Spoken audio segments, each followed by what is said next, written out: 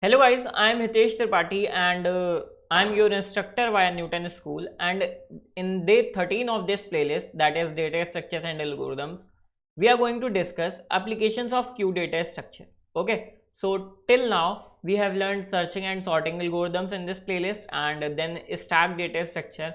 We have also seen its applications, and in previous video we have seen that what is Q data structure. Okay, so now obviously जब हमने कोई data structure पढ़ा है तो हमें उसकी applications जानना मस्ट है. Okay, so that's why we will see applications of queue and then we will also see variations of Q data structure. Okay, variations, or you can say different types of Q data structure.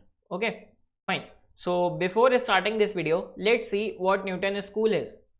So basically Newton School is an e-learning platform which provide you placement trainings. Okay, so firstly they will train you for 6 months, like they will teach you front end development, back end development, programming language, competitive programming, data structures, okay, different core subjects. So they will make you ready as a full stack developer, and not only this, then they will also get you placed in these different companies, okay, like ThoughtWorks, Topper, 7-Eleven, Mass, Rapido, Unacademy, Dream 11. Okay, so they have tie up with almost 300 companies of India. So you just need to come to newtonschool.co and check their pay after placement program. Okay, under which you don't need to pay even a single penny until and unless you get placed in any of these companies. Okay, so and minimum CTC they are providing is 5 lakh. Okay, so just come to newtonschool.co and check their pay after placement program and get the most out of it for you. Not only this, these days they also have a new initiative, that is Launchpad initiative. Okay, under which they are providing you everything for free. Yes, you heard it right, they are providing you all courses for free. Okay, so they have different courses like for different core subjects, for back-end front-end development, for frameworks, for different programming languages, and in different languages, okay, like Hindi, English, and all regional languages. So you just need to come to newtonschool.co under Launchpad initiative and just sign up in their website and start taking and learning anything. Okay, and you can also solve quizzes here, and you can also participate in contests, and you will also get certificates in completion of any course. Okay, so just come to newtonschool.co and check everything. Not only this, if you haven't visited this YouTube channel, that is Code Kitchen Newton School, so just subscribe this channel and bookmark these playlists, that is C++ tutorials. So firstly I have taught you all C++, and then I have already taught you STL in C++, and we have already headed towards data structures and algorithms. So now let's just start our today's video, and that is applications of Q data structure. Okay, so we have already seen what is Q data structure, and we know that Q is based on FIFO. Okay, that is the first element जो भी है हमने अपने Q में place किया है, okay, will be removed first. Okay, first in will be first out.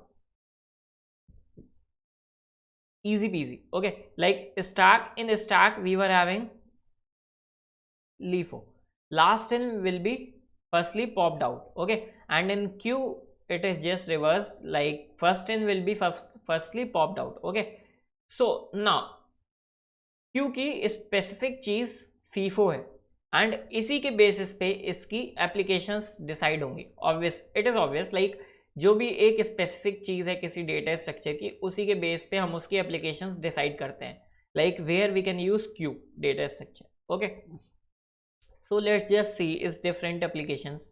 When a resource is shared among multiple consumers, examples like CPU scheduling and disk scheduling. So how we use Q in this? Okay, like suppose हम CPU और disk scheduling में करते क्या है, कोई resource है, ठीक है, हमने उसको, उस रिसोर्स को CPU ने किसी प्रोसेस को दिया, ठीक है, फिर एक दूसरा रिसोर्स है, ठीक है, या फिर सेम रिसोर्स प्रोसेस 1 को दिया, फिर प्रोसेस 2 को दिया, ठीक है, और सेम रिसोर्स प्रोसेस 3 को दिया. बट उस प्रोसेस पे एक लिमिट थी कि 3 प्रोसेसर से ज़्यादा उस रिसोर्स को कोई यूज़ नहीं कर सकता। सो सपोज सीपीयू की एक पॉलिसी है कि जिसने सबसे ज़्यादा टाइम यूज़ कर लिया है ऑलरेडी, ठीक है, अब वो उससे रिसोर्स एलोकेशन ले लेगा, ठीक है, अब वो उससे रिसोर्स का परमिट जो है वो ले लेगा। सो उसके लिए हमें क्या चाहिए होगा? Obviously queue data structure. Why? Because we have to know that जिसको हमने सबसे पहले रिसोर्स एलोकेट किया है, अब हमें उसी से रिसोर्स लेना है। तो सबसे पहले जिसको एलोकेट किया है हमें वो वाली चीज़ जाननी है। That's why in that case we can use queue. Okay, I have just given you an example how we can use queue in CPU scheduling and disk scheduling. Okay, it is just an example. There can be multiple cases and multiple scheduling processes, algorithms. Okay. Now, when data is transferred asynchronously, like data not necessarily received at same rate as sent between two processes. Example include IO buffers, pipes, and file IOs. Okay. So when data is transferred asynchronously, like ये वाली line पर हो, data not necessarily received at same rate as send. Okay, like ये भी एक application है, ठीक है, क्योंकि इस केस में भी क्यू को यूज़ कर सकते हैं कि हमने कोई डेटा मान लो सेंड किया यहाँ से, ठीक है, तुमने x packets of data send किया, बट तुम्हारे रिसीवर सेंड में x packets of data per unit time नहीं पहुँच रहा है, ठीक है। तो उस केस में भी हम क्यू चेक करते हैं, क्यू यूज़ करते हैं ये चेक करने के लिए, ठीक है। अब ऑब्वियसली इसका डीप जब हम लोग कब पढ़ सकते हैं? जब हम ऑपरेटिंग सिस्टम्स पढ़ेंगे और उसमें हमें सारा कुछ पता चलेगा, ठीक है। अब ऑपरेटिंग सिस्टम्स में देखो क्यू और कहाँ यूज़ होता है? सेमाफोर्स में, FCFS, that is first come first serve algorithm.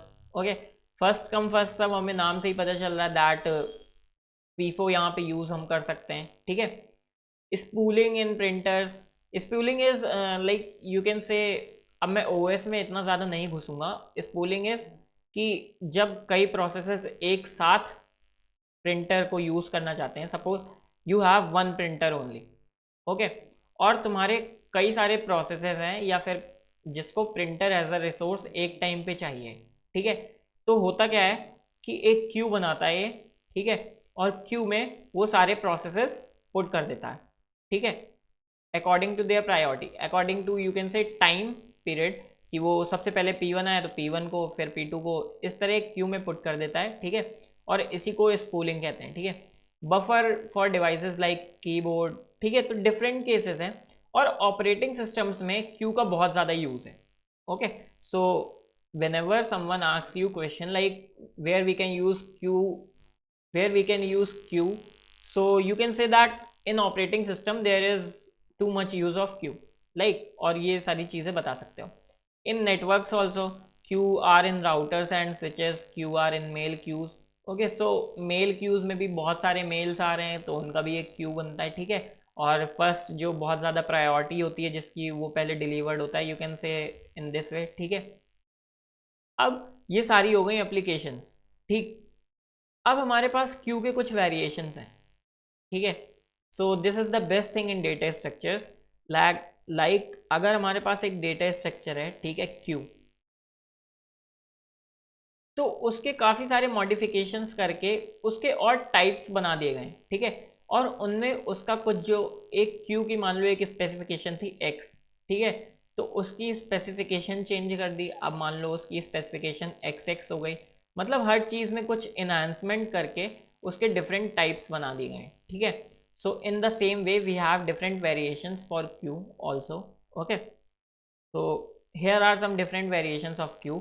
In this video I am telling you in brief about everything, and in further videos we will see applications of these। okay, क्योंकि obviously अगर queue की importance x है तो ये वालों की importance कहीं ना कहीं डबल x है।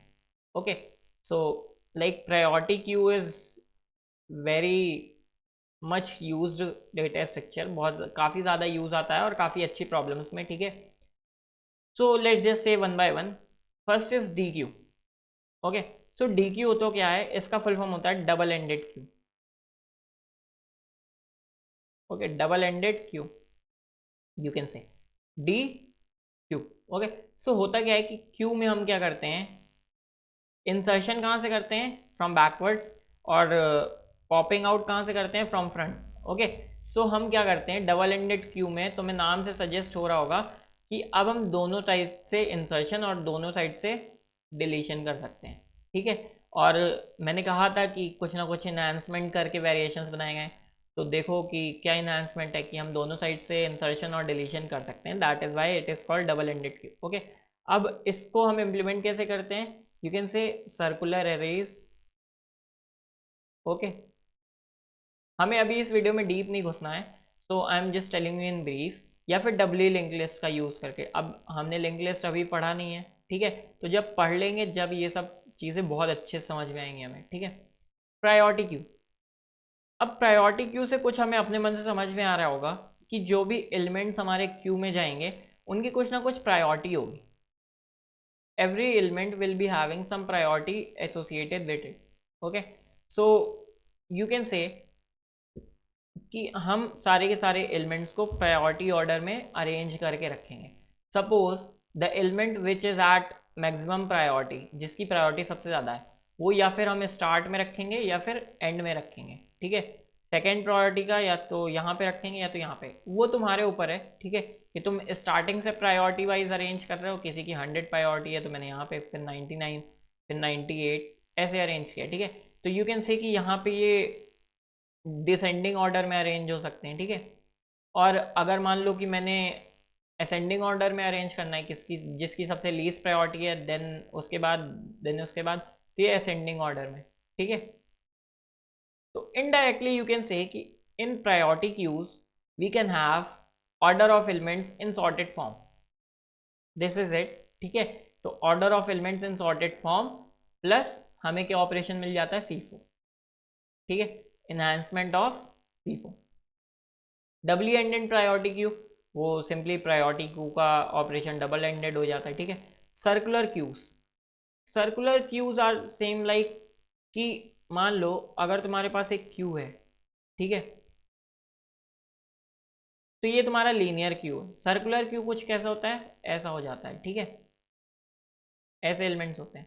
अब होता क्या है, क्यू का तुम्हारे कुछ साइज था, ठीक है, तुमने यहाँ पे कुछ एलिमेंट एक्स डाला और एक्स को पॉप आउट कर दिया, फिर वाई डाला, फिर जेड, फिर A B C D. Okay, तो यहाँ पे आके तुम्हारा क्यू फुल हो गया। अब तुम यहाँ से कितने भी एलिमेंट्स हटाते जाओ, क्योंकि तुम शिफ्ट नहीं कर रहे हो, तो क्यू यहाँ पे फुल हो गया। बट सर्कुलर क्यू क्या होता है, फुल नहीं होता है, ठीक है।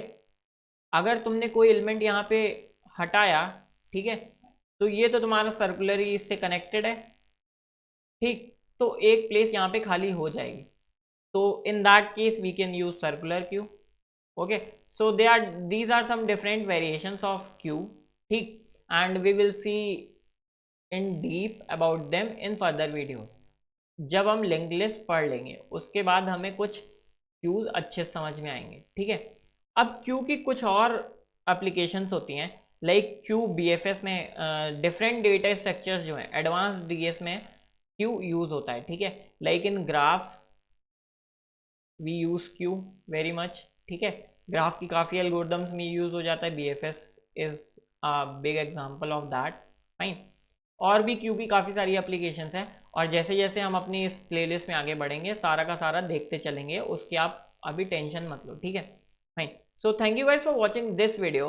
If you haven't checked Newton School yet, just go to newtonschool.co, check their pay after placement program and launchpad initiative and get the most out of it for you. And if you haven't visited Code Kitchen Newton School, just go to Code Kitchen Newton School and bookmark these playlists. And I'm posting one video almost every day, okay, so that we can complete it as soon as possible. Thank you guys for watching this video.